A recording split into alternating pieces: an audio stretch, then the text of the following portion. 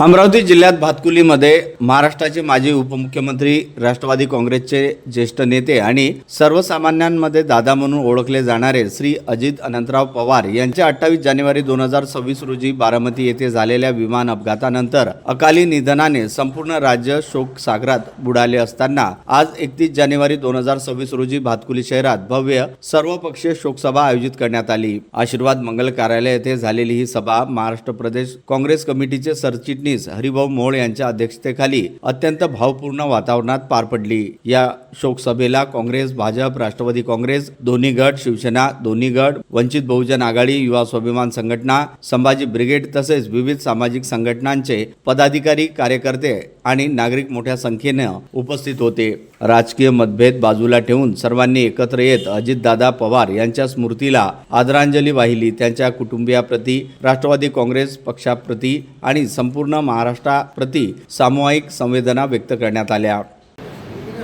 जे काही घडलं आपल्या पदरी दादाच्या अकाली जाण्यामुळं प्रत्येकाला त्याची जाणीव झाली आहे। महाराष्ट्राचे उपमुख्यमंत्री म्हणून अजितदादा जे कार्य करत होते आणि उपमुख्यमंत्री अजितदादा आपल्यातून गेले म्हणून हे दुःख नाही, या राज्याची नसनस माहीत असणारा, या राज्याच्या प्रत्येक प्रश्नाची जाण असणारा आणि भविष्यात या राज्याचं नेतृत्व करून हे राज्य देशातील अव्वल एक नंबरचं राज्य निर्माण करणारा प्रगतशील महाराष्ट्राची फार मोठी हानी झाली, याची जाणीव तालुक्यात गावागावात प्रत्येकाला झाली आहे। तो कोणत्याही पक्षाचा असो, आम्ही असो दुसऱ्या पक्षाचे, परंतु अजितदादांच्या जाण्यामुळं, अकाली जाण्यामुळं जे नुकसान झालं या राज्याचं, या अजितदादाच्या या जाणीवेतून कुठंतरी मनाला खंत झाली आहे आणि आज